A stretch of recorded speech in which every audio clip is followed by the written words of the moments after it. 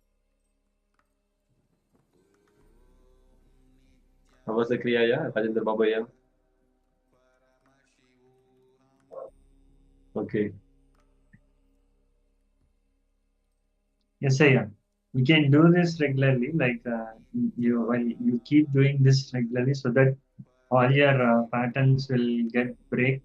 Like all your suffering patterns will break, and then you'll manifest wealth very easily.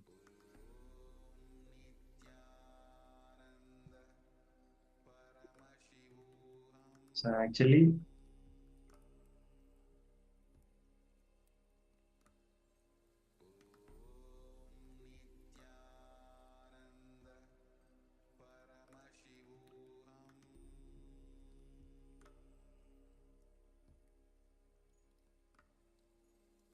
When you do this Kriya, so much detoxification will happen in your body. yes, yeah.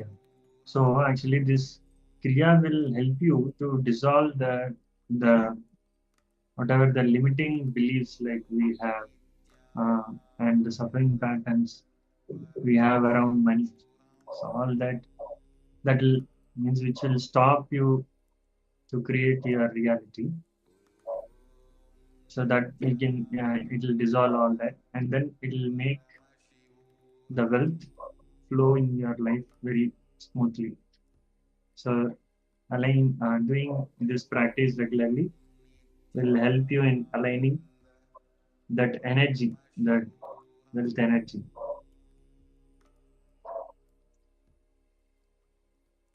And it will break the chain of suffering. Okay, so next we are going to move to the power manifestation.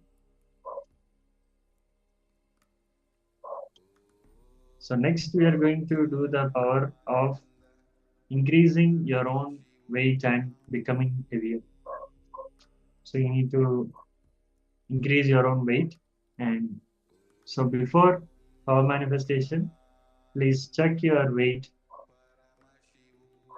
If you have weighing machine, that's okay. Or else if you know the weight already, it's that's also fine. So let's start the power manifestation.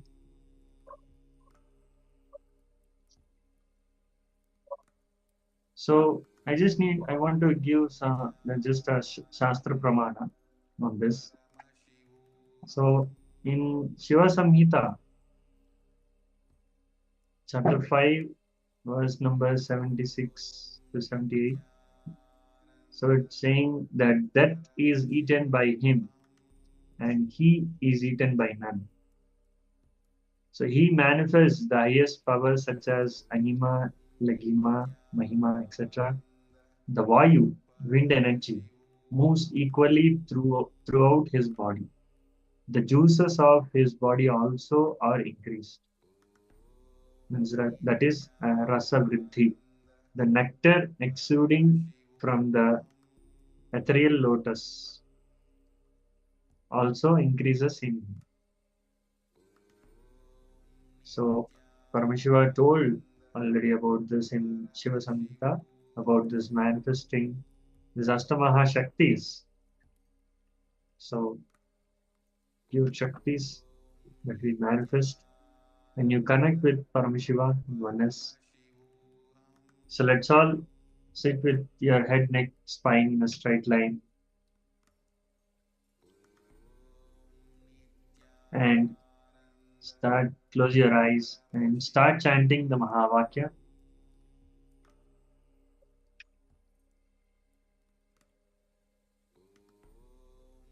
Visualize Supreme Pontiff of Hinduism in your third eye. Bring your awareness in between the eyebrows.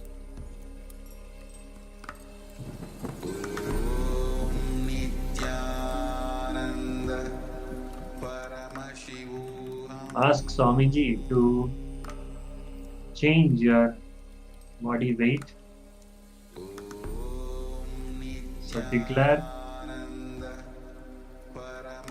how much you want to change. Increase your body weight.